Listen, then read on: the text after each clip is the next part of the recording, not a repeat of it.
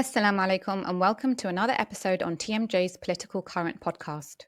I'm your guest host Zahrat Subaiti, and today we are speaking with a special guest joining us from Gaza to discuss the latest in what the UN is calling the cruellest phase of the war on Palestine, as death tolls continue to rise and starvation spreads.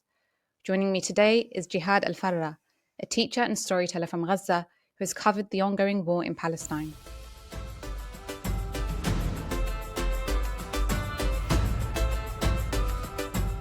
Jihad, thank you so much for joining us at this very difficult time. It's honestly an honor and pleasure to have you speak with me. Jihad, we're seeing awful images and devastating news coming out from Gaza. I know that you've also been evacuated yourself. Should you describe the conditions for us? What's been happening on the ground? What have you been eating? If you could describe that for us. Yes. First of all, thank you so much for attending me for the interview. It's so nice to meet you, and thank you so much for trying so hard to spread Gaza's voices inside this endless nightmare. So, about the situation, honestly, I will talk about myself. The situation here in Gaza generally is so bad, and it's getting worse by time, by second, by day. And, during the war, I have been displaced more than 10 times during the war. And before 1 week, we have been ordered to displace and go to El Mawasi area. So it was a hard time when you leave your house and you were forced to leave your house, the place where you lived and raised, to leave your neighborhood, to leave your room. So and it was so hard, but we had no choices. So we were displaced, and there was no transportations. The weather was so hot, and then we couldn't find any other solutions. And then we walked around plenty of times, and there were plenty of bomb kills and bombing. So the situation during these times is so bad, and it's getting worse by time. There is no food. I think you hear in the news about the blockade of aid. We don't see any kind of aid. We don't see any kind of foods. We just get the food from people, some initiators who just distribute foods for displaced people, or distributing water too. So it's so hard and difficult to find and get pure water, healthy food, and we had been living in a tent.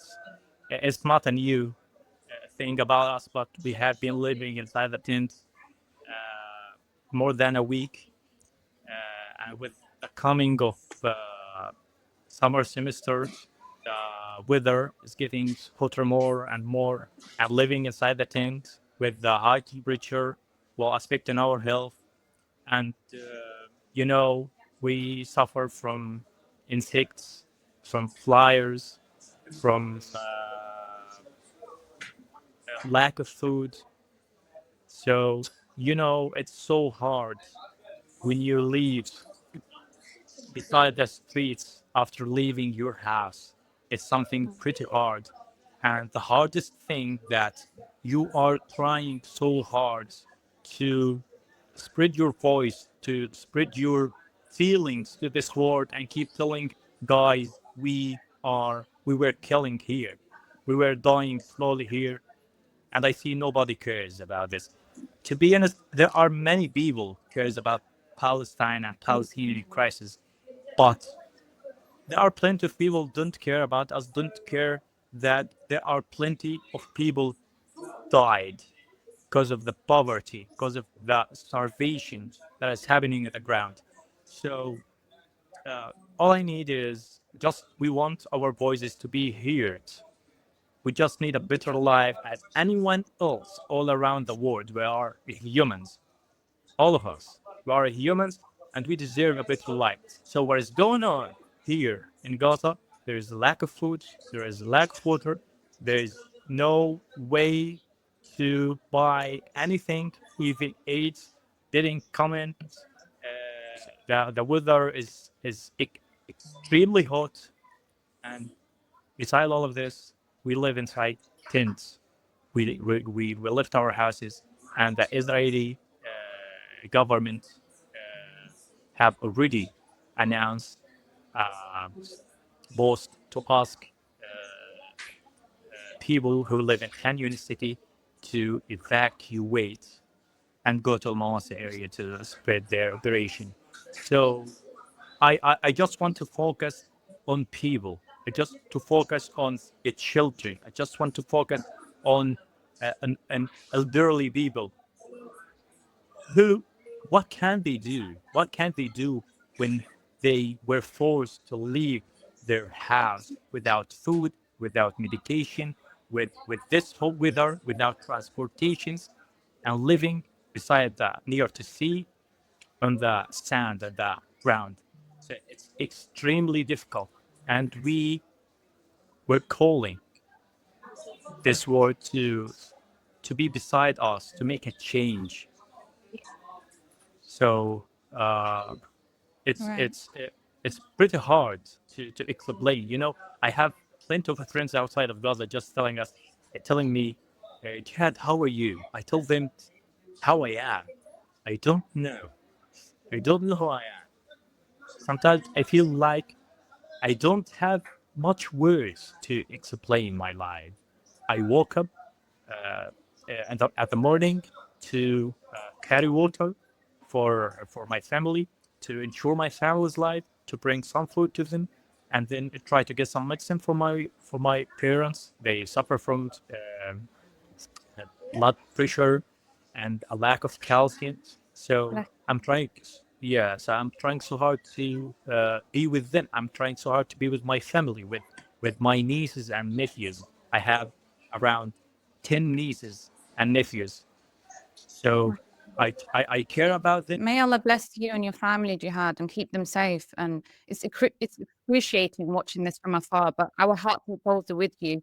And you touched upon the critical humanitarian aid and food that's not reaching the Palestinians, and many are being killed from starvation, as you mentioned, because the aid trucks are being delayed. And I've read that only a small fraction of what's daily needed is being sent, around about 90 trucks instead of the 600 that are needed daily to cover for Gaza's population of 2.1 million. So, could you give me more details about your condition? What are you eating on a daily basis? What are your family eating? How's that been? Okay, well, after the resuming of the war, after the ceasefire, and then the Rafah crossing and Kerem Salom crossing were closed. Okay, so we haven't had any chance or opportunity to see any aids or aid aid trucks coming. So it's so hard to find. I don't know from where should Start. I tell. Yes, it's hard to know from where should I start. But anyway, after the resuming of the war, after the ceasefire, it was a big challenge to find an opportunity to get some food. So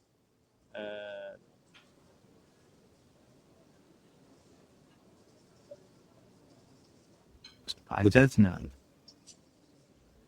I just get disappointed about this question.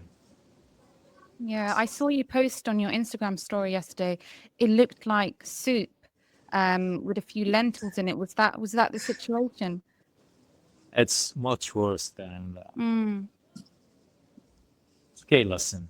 I will tell you, and I will try to avoid the political things and aid trucks and things like that. So listen, aid trucks, it's and food and getting some food all the day is something became like a dream. It's a dream to find healthy food or a clean food to eat. It's something became very possible, especially with the closing of crossing. So we haven't seen on the ground any aids. We don't know much about this because since the morning till we sleep, we have been searching to get some food for our families. So it's pretty hard to know the news and follow up the news. But what we eat all the day is just kind of little lentils, canned foods, some canned foods, and it became so expensive because uh, this is the only thing that we have to buy in the markets, and some vegetables are so expensive. So it's so hard to manage your money with the high prices in the ground. So sometimes we sleep without food. Sometimes we don't know what should we eat.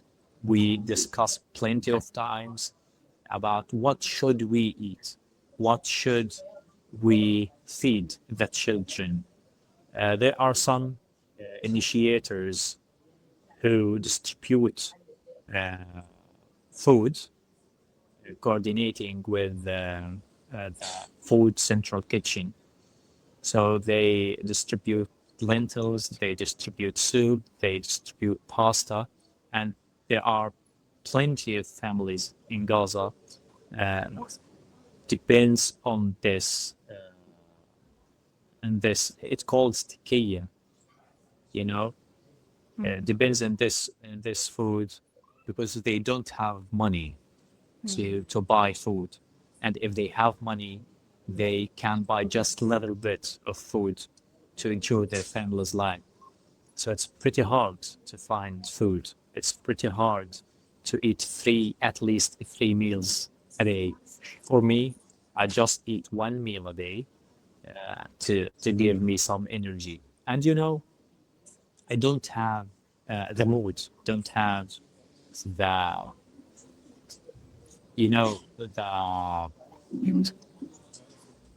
the mood to eat when you think so much about the situation, when you think so much about your house, that you think so much about your home that you lost. So there is no place, there is no time to eat. Just after a hard day, you remember that you have to eat to be alive. So you eat some food and you keep some of them for kids, for your parents, because they deserve it more than you. Yes. So with the closing of sorry, with the closing of the crossing after resuming the war and after the hard pressure that's happening on the ground, it's so hard to find clean food, healthy food, clean water. We just find it by some initiators who distribute this, some people who collaborated together to distribute food for displaced people, or some people who have some money. They try to buy some vegetables, and it's so hard to find a healthy or many vegetables in the markets. You just find tomato, cucumber, green pepper, and zucchini. That's all. So the onion is so expensive. It's so expensive. The one piece of onion costs around $15. My Gaza's goodness. Gaza's people don't have $15 for one onion. Yeah. Okay. Yes, there is no some snacks. for kids. You know, my my niece one day told me, Jihad, I want some snacks because I feel so hungry. So I had a little money, so I took her in the market, and then we had been searching for around 2 hours. And then I didn't find anything. Literally, I didn't find anything to buy.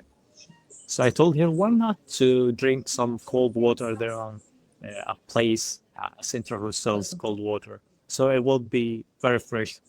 So she laughed and then she said, "Yeah, okay, it's fine, but promise me uh, when the war ends, uh, give me and bring some sweets for me." So I said, yeah, I promise you. Mm. And inside me, I don't even know if this war will end or not. And I don't even know if we'll be stay alive or not. So, Mm. so, so it's so devastating, you know. So some people all around the world says food is something usual, okay? Uh, it's something you can have. It's something like so easy to get. Here, getting food is a miracle. Getting food is something you need to manage a lot. You Mm. need to to discuss with your parents, with your family. So, and I want to give you a point, an important point, especially after displacing. It became so hard to find food because there is Right. no kitchen, there is no kitchen stuff, there is no gas, there is no food. So, what should we do? Mm. So, Jihad, this is certainly the price to pay for staying on your land. And, when you follow up the news and you see that these Arab nations who choose to remain subservient to their masters and they refuse to extend a single loaf of bread towards their Muslim brethren in Palestine who are perishing, especially when, we see these Gulf nations and they're shaking hands and making astronomical deals with the US. I mean, we're talking billions of dollars as we've seen from Trump's West Asia tour. How does that make you feel? honestly, the pain is so big inside us when we see Arab nations, especially Gulf countries, who are shaking hands with governments who kills our children. So it's pretty hard to see Arab nations who are supposed to stand with us and end this nightmare in this war that's happening in the ground and support us who's supposed to stand with Muslim people Mhm. and Palestinian people, innocent people inside Gaza, is supposed to help them as much as they can. But what we see on the ground, they shaking hands with governments who kill innocent people here in Gaza. So it's unbelievable and insane. Every Muslim people here deserve the peace, and we support the peace. When we see the videos, when we see Arab nations and Muslim people who live their lives easily and they enjoy their life as if there is nothing happening here in Gaza, we feel so devastated, so depressed. We still ask ourselves, do they care about us? We are like one nation, as Prophet Muhammad, peace be upon him, recommended us. Awesome. So, yeah, so they should have care about us. They should have spread our voices. But what I see on the ground, there are many countries like Australia, like UK. like Spain, like um, Ireland, plenty of countries that are far away from Palestine who still stand with us, care about us, It's the making nations of those yes, countries, the yes, population. yes, they are non-Muslim people. They don't know much about Islam. Most of them are Christian or disbelievers, but they have a sense of a humanity inside their hearts. And our case is a humanity and peace.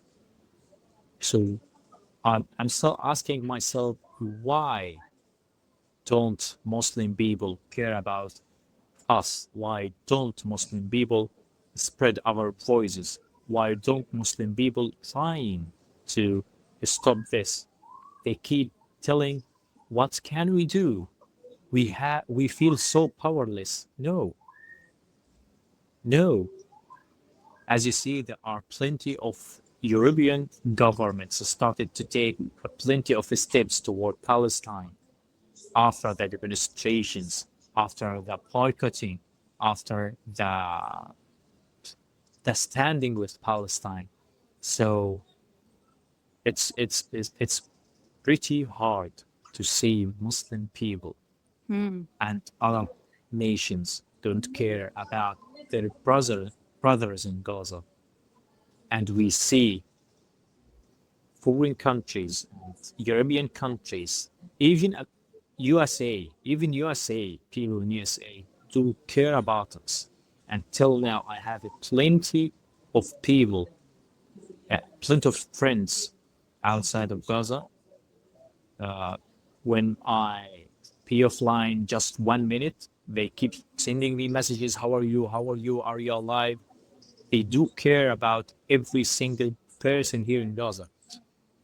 So my words, it won't be enough when I describe my pain and devastations when I say Arab people don't care about us. And I ask them to take steps.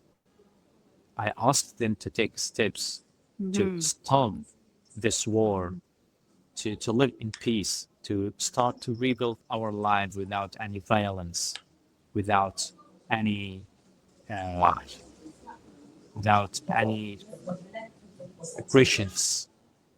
And we all need live in peace.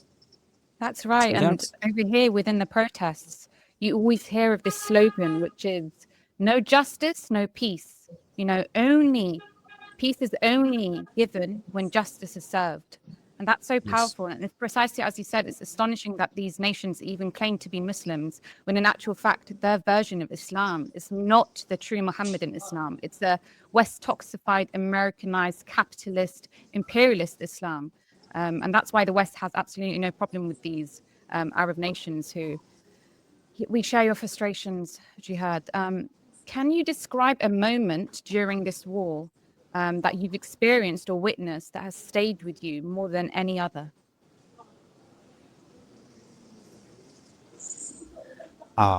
it's great. Okay, it was at the beginning of the war in October. I was sleeping. The bombing was not rough. Uh, I woke up suddenly in a moment in a massive bombing. Massive bombing was happening near to us.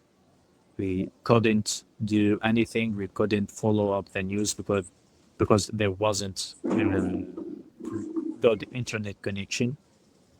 So we started to smell the gunpowder and the sound of people and ladies screaming and chatting, and they were telling there are plenty of killed people. Please help us, please. We need ambulances to take us to the hospitals. So we hurried up outside of our houses to see what is going on. maybe my uncle's house, maybe my brother's house, maybe my neighbor's house.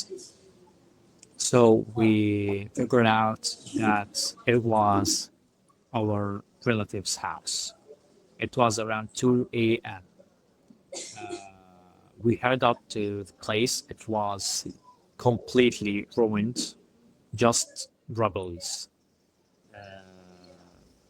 There were around 7 to 8 people inside, and all of them killed, were killed. Martyred. Allah Yes, يرحمهم. Yes. هذا. yes, martyred.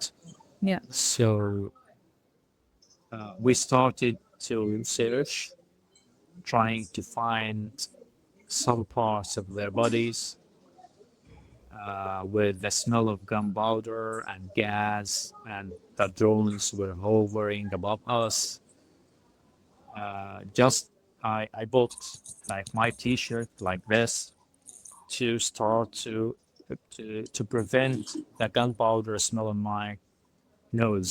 And when I was searching, I found a lady in 90s of her age, uh, laying on the ground, and I close to her, and I found out she was martyred. I didn't know her well, but I covered her, and then I carried her and I took her to the ambulance. I didn't know this lady before, but the first time I saw this lady, she was martyred and killed. And I saw a friend too who injured, and he was searching for his father. And we all know that his father was killed. So we didn't know what should we say to him. What should we tell? Your father is dead. So it was the first shock that I had. And then after that, I lost around 200 people of my relatives. Ya Allah. Yeah. Allah يرحمهم. And then I displaced more than 10 times. I got sick plenty of times with hepatitis A, with bronchitis because of lack of food, because of unclean air, because of the smokes and gunpowders. So it's so hard. It's so hard, Zahra, to talk about my experience.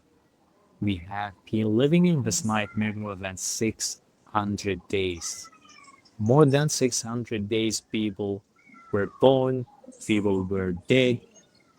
There are a big and beautiful civilizations outside of Gaza. We all need to witness.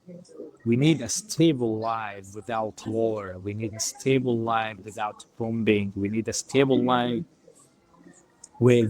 without people and leaders who shouldn't care about their people.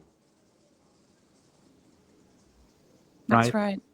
Yes. So every say there are lots of people here in Gaza don't support any political parties. They just support their hopes inside their hearts. They just support their dignity. When I sit with my friends, when I sit with displaced people, my neighbors, my displaced neighbors around me, they keep like memorizing and remember their life before the war. One of them was supposed to get married. One of them was supposed to travel. One of them was supposed to graduate. Okay? Yes.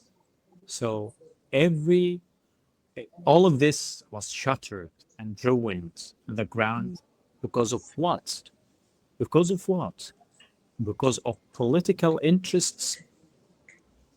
There are 2 million people. We are dying slowly, day by day, second by second, and it's so hard to find food. It's so hard to live a good life here.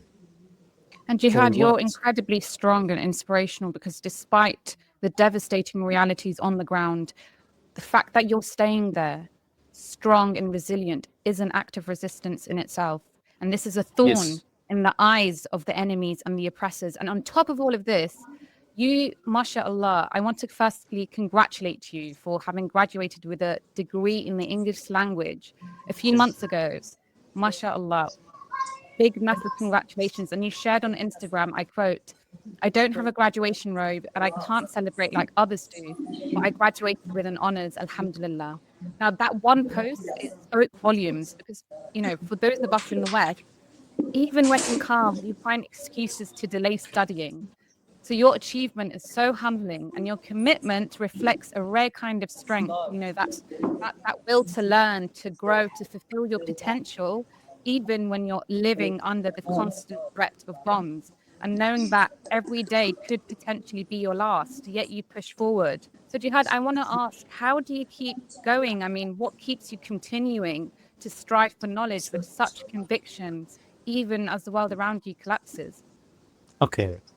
First of all, thank you so much for your congrats, and I do appreciate that, Zahra. My graduation was like a special point for me uh, because I graduated beneath the rubbles and suffering. So I feel like so successful man because I graduated with excellence degree, with a second honor degree. Although, despite the war, despite the hard life, despite the lack of internet, despite the lack of energy, and I was submitting the exams while I having bronchitis, and I was taking medicine, I was taking care of my family, and despite all of this, I graduated with excellence degree MashaAllah. from the Al Azhar University of Gaza with total GPA 90%. So despite of cutting off on the electricity, I was studying by using candles.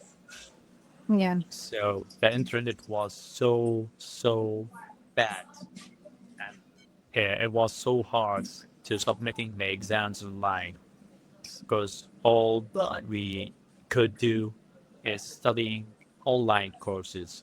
It was so hard to getting or buying books, so I was loading it online.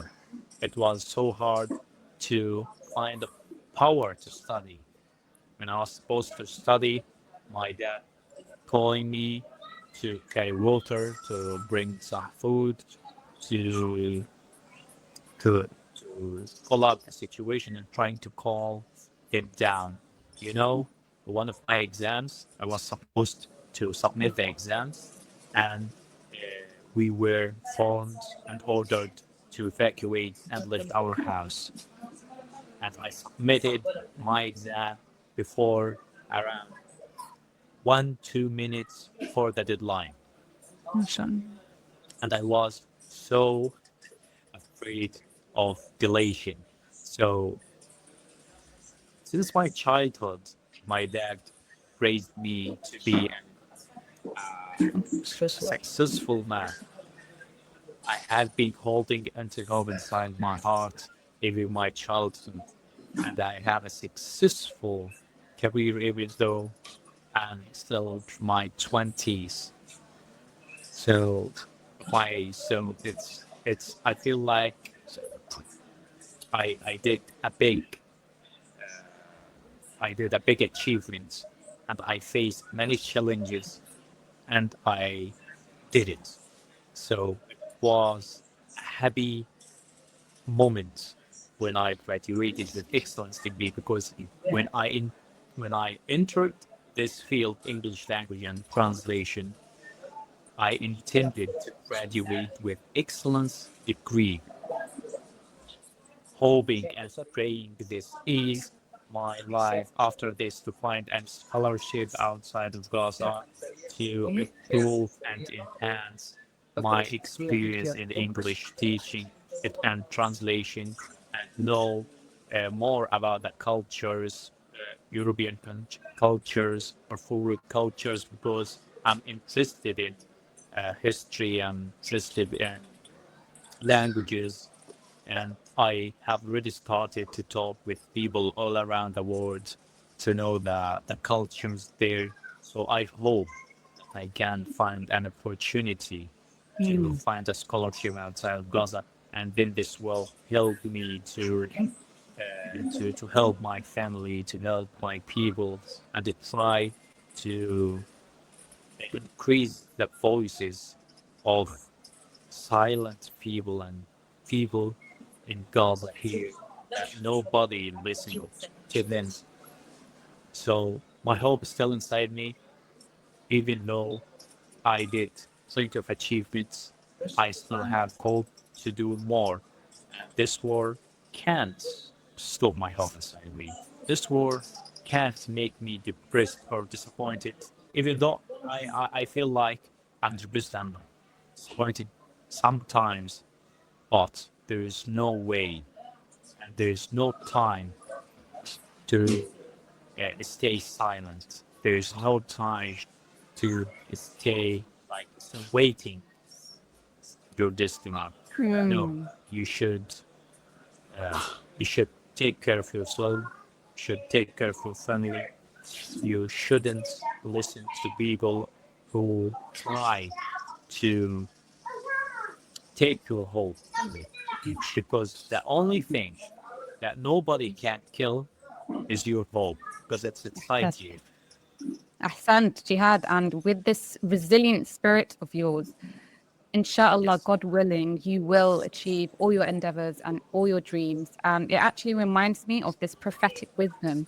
In Arabic, it goes, أعمل لدنياك كأنك تعيش أبدا وأعمل لآخرتك كأنك تموت غدا. You know, work for this world as though you will live forever. Work for the hereafter as though you would die tomorrow. And this is the spirit I'm seeing from you, mashallah. And this spirit, it leaves no room for despair. You know, what others, if they were to be in your position, they might give up and think, what's the point of studying if I may not live to see another tomorrow? Um, but we see Palestinians like yourself, they continue on, and the young ones amongst you, they speak of their aspirations as well to be doctors, architects, educators. And that's truly what's awoken the world consciousness, this very spirit alongside the faith. And on the note on world consciousness, I wanted to speak about support. You know, we see protests, which we've touched a bit about before. They're erupting on a weekly basis here in the West, and they're demanding for our complicit governments to be held accountable and to cut ties with the entity. And of course, most of all, we're seeing support from resistance groups in the region, including countries like Lebanon and now particularly Yemen. So with these few dignified nations that have stood strongly for Palestine, how much hope does this support give yourselves and the Palestinians around you? The most important thing that gives us hope in this war is people outside of Gaza who are still standing with us despite all of suffering that we have.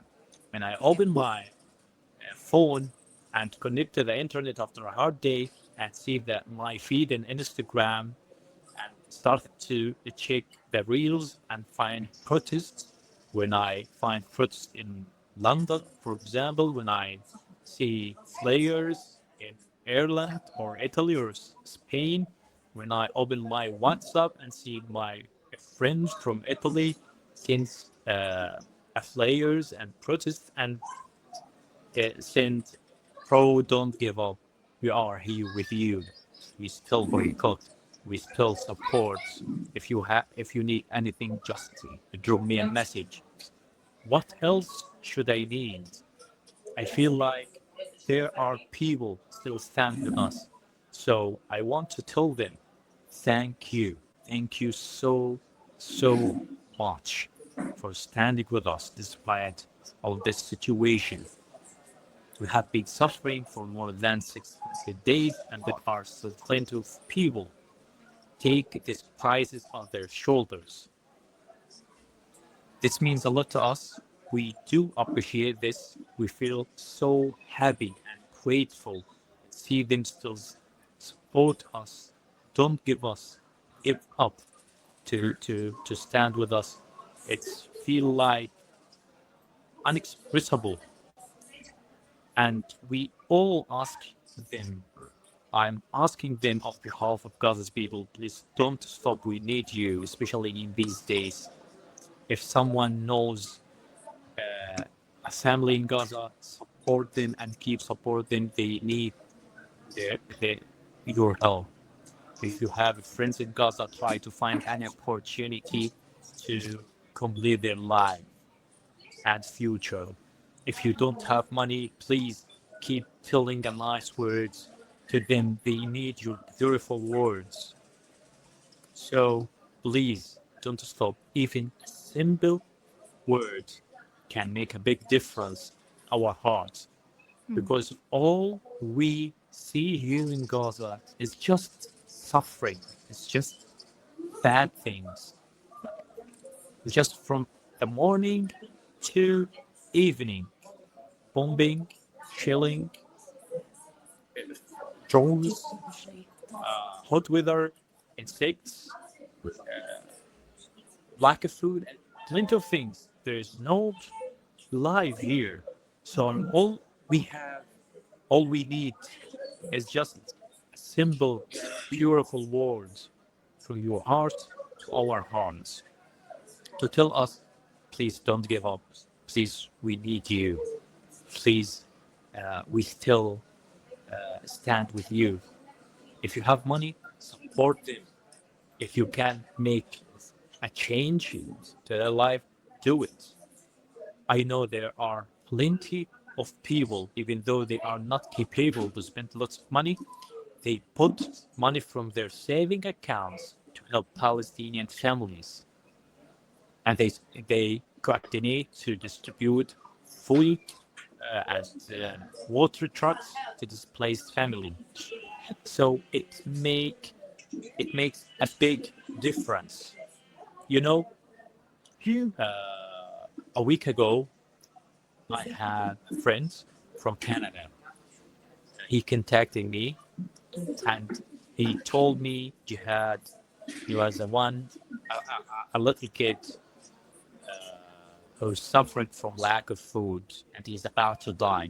So I want to send him uh, an amount of money to make him to make him able to get some food and things like that. Although that there wasn't food and that the crossing were closed. I told him the situation. He said, "I don't care. I just want to send him money. I want to. I want him to bring food uh, for his health." So I told him, "Yes, why not? I can help you about this," and we did it together.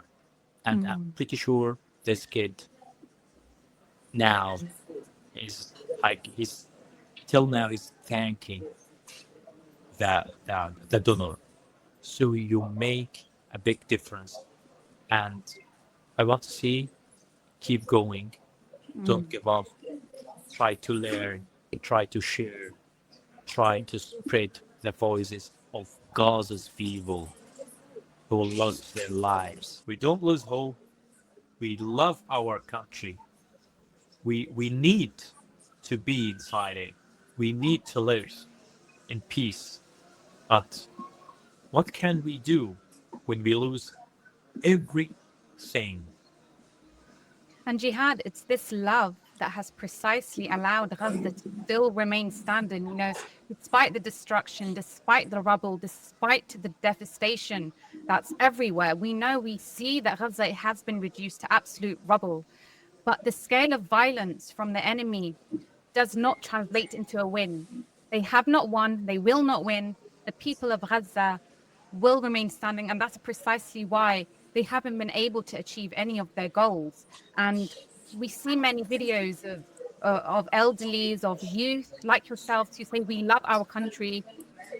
Death with dignity is better than a life of humiliation under occupation, and we will continue to fight and for liberation. With the likes of yourself, liberation is a distant dream. It's a distant dream, but it's also, inshallah, a reality with your steadfastness and with your Inshallah. inspiration, inshallah, ya Rab. So I want to ask, what gives rise to such unshakable morale? What's the secret to this strength that you have where you keep pushing on despite every day you're pushing on? You have such a strong, resilient mind and spirit. What's your secret, Jehad? Faith. Faith. I'm pretty sure if someone outside of Gaza or someone who has weak faith in Allah, who would fail to keep strong. Listen, since my childhood, I have been suffering from the war, from the rockets, from the people that I lost. Okay, so my parents insisted to raise me with faith, with a strong faith in Allah. Now, every bad thing happens in the ground, there is something good hidden inside. So, no matter what happens, no matter what will happen, I do believe in God.